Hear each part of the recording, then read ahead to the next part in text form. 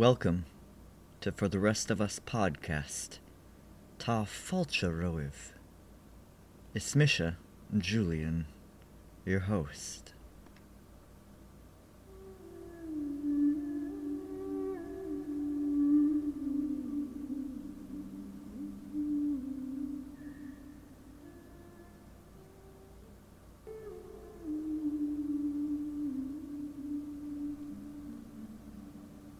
Sometimes she smiles, her grin stretching broadly across her face, her eyes wide and unblinking.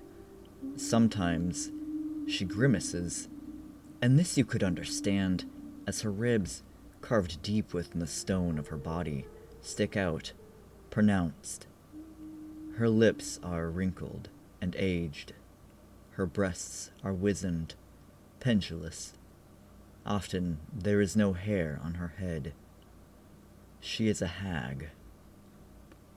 Her legs she has spread wide open, and her hands grip her labia, pulling them apart to clearly display her vulva. She does this, most often, and most curiously, from the walls of churches. She is called a grotesque, a style of decoration that can be as monstrous as it is fantastical. It is characterized by its exaggerated, comical features. At times, these grotesques are warnings, a call to avoid such sins as they represent. Is she, Sheela with her sex clearly visible, one of these sorts? Is she an ancient goddess, or is she a Christian tool of morality enforcement? Is she something else entirely? Is she everything entirely?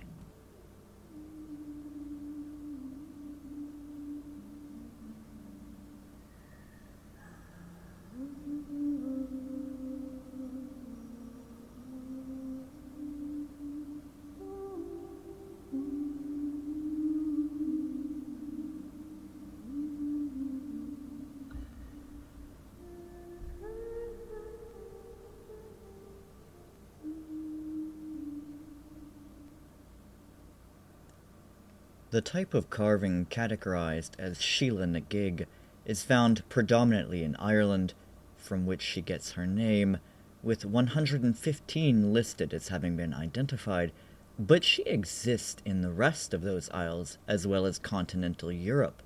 Scotland, England, Wales, Norway, Italy, Denmark, Spain, and France all host Sheelas.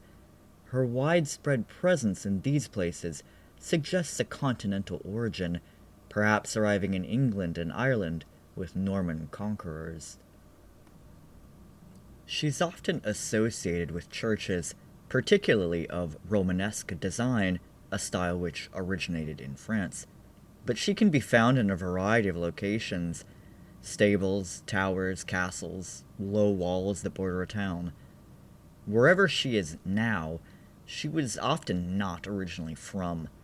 The Sheelas were placed into churches, obtained from elsewhere, sometimes from older chapels. This movement makes them hard to date, as they'd often be older than the buildings in which they reside.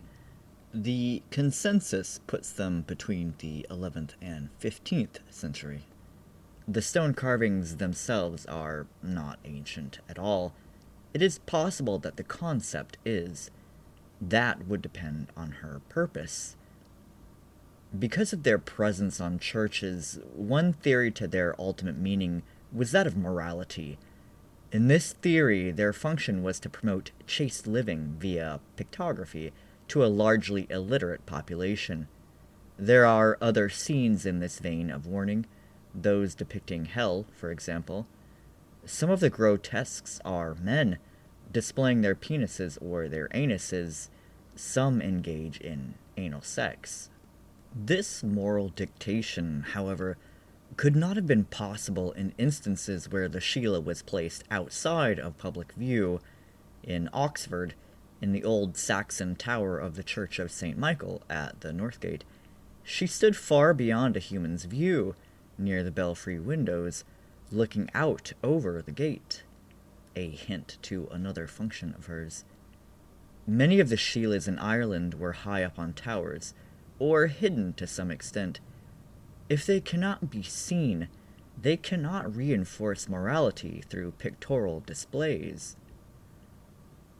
Could they, from sights unseen, promote fertility? This is another of the theories concerning her, seemingly reinforced by one of her possible names, Sheela na Gcíoch in Irish, meaning Sheila of the breasts, with Sheela as her name. But while some of the Sheilas are plump, the majority aren't. They're emaciated, looking as if they have more to do with famine than fertility, and many don't have breasts at all. None of the Sheilas are shown with children or giving birth. Still, in our time, those Sheilas that are within reach are rubbed by women wanting to conceive or who desire assistance in birthing. Likewise, many modern pagan and witchcraft practitioners, goddess devotees, and even those of the general public seeking the enduring presence of feminine power believe in this connection. What makes a symbol real, if not belief? If people are using her for fertility, doesn't that give her a fertility association? Whether she had that purpose in the past or not, she has it today. Those familiar with modern witchcraft beliefs will perhaps see no issue in a hag promoting fertility, particularly as part of the triad of female divinity called some variation of maiden, mother, and crone. Those terms are changing as society and how it views the purpose of women changes, as not all women have children, and not all women wish to be defined by their ability to birth. Beginning in the 1970s, the Sheela's association with the hag, as the Cailleach, became an increasingly popular theory which continues into today.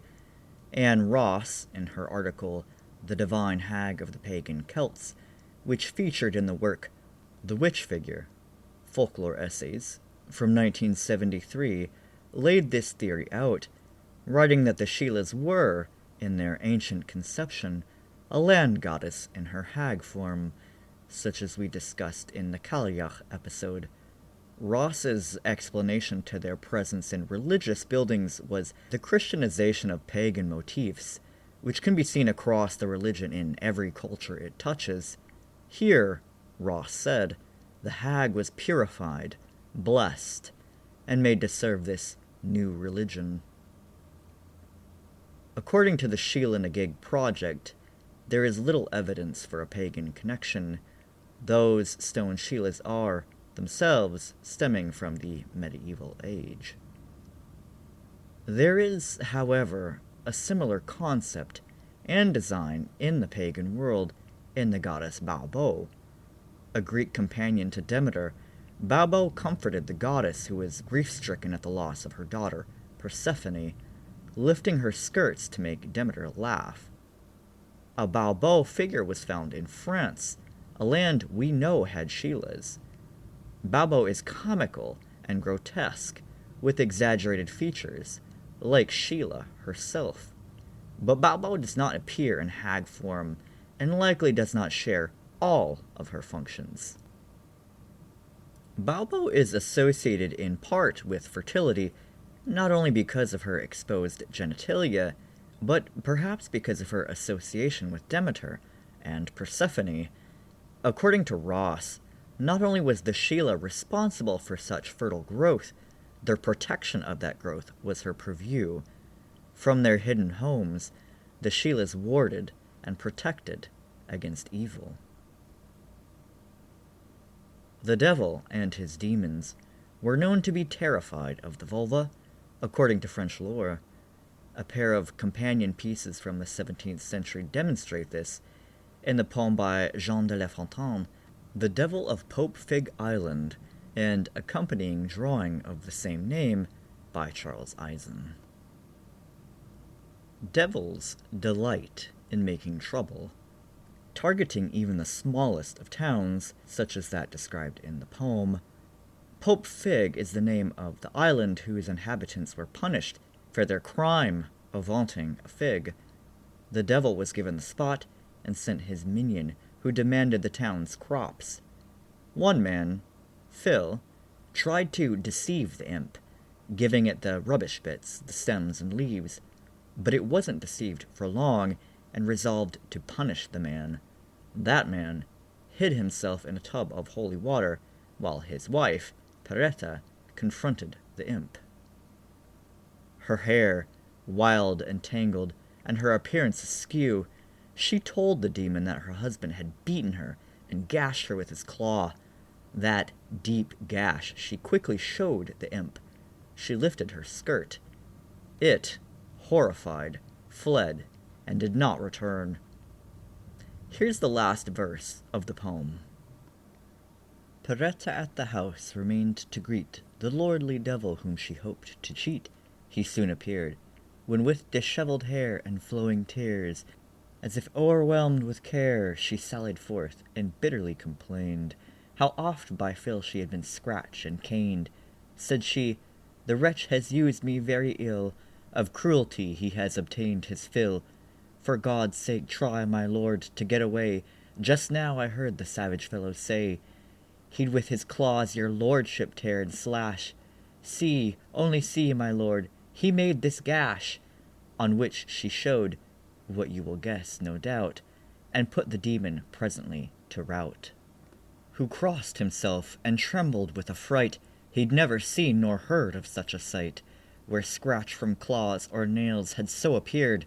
His fears prevailed, and off he quickly steered. Peretta left, who, by her friends around, was complimented on her sense profound, that could so well the demon's snares defeat. The clergy, too, pronounced her plan discreet. For those without power, shock and shame may be their only weapons against those with more resources than they. Without money, political standing, or authority, there were few options available to many poor women. Some used what their body provided, flashing their assailants with their intimate parts, causing a marked reaction, as little else could. In Wales, some women cursed with their breasts. Mara Starling explains the practice in her video, Welsh Curses and Baneful Magic. The wronged woman would drop to her knees, reveal her breasts, throw her hands to the sky. She would speak her curse, her words accompanying this powerful ritual. The greater the social and political discrepancy between her and her accused, the more potent her curse. Imagine yourself the scene, if you could. Imagine it happening today, outside of banks and political offices. Imagine what would happen, both immediately and eventually, to the woman and those who observe her.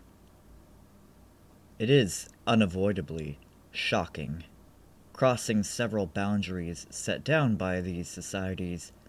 It forces one's attention and demands addressing. A degree of shame is involved, not on the woman who has revealed herself, but on the one who has wronged her and forced her hand. In Ireland, an attestation of an old man, taken down in 1977, described a similar practice. A deadly feud had been going on between two families for some time. It had come to a head at some point before the First World War, when one side attacked the other side's home with sticks and pitchforks. The bonentee, woman of the house, fought back with her own weapon. She emerged from the house, lifted her skirts high, and exposed her labia to the attackers, who immediately fled. A curse can be reactive, such as the cases I just mentioned, but it can be proactive as well. Some Welsh curses described what would befall a trespasser should they choose to enter a warded home. The bonentee used her powers here to protect her own home from its attackers. We have seen here the power of the labia used to curse. In the case of the Sheelas, that power could be used to ward, promising retribution should danger breach her bounds. This power transcended the world we interact with, as some of these Sheelas were hidden or inaccessible. From the belfry, the Sheela at the Church of St. Michael's watched the far-off gate, keeping her eye on who came and went. From the south window in Kil Arkon in County Kerry, a Sheela straddles the top of the opening with her open legs. Here, she is still venerated. At the National Museum in Dublin, on Kildare Street, some of the 17 Sheelas in the museum's possession are stored in the basement, out of view of the public, who are unable to visit them in person without an appointment. Recently, the museum has said this is due to a lack of space, and for the Sheela's own protection, and has created an online gallery for their viewing. Did this change occur after the broadcast of Monaghan Morgan's popular podcast episode about the hidden Sheelas, where he and a co-host wondered why they were stored far out of sight? Were they deemed less important, or less suitable? Does her labia offend? And if it does that not also convey her great power, that such a body part may influence the emotions of others so strongly? How do we feel about the Sheela, and how should we feel about her? Whatever the answer to both those questions, it involves her indisputable power, whether that power is to shock and awe, or whether it's intrinsically a part of her essence.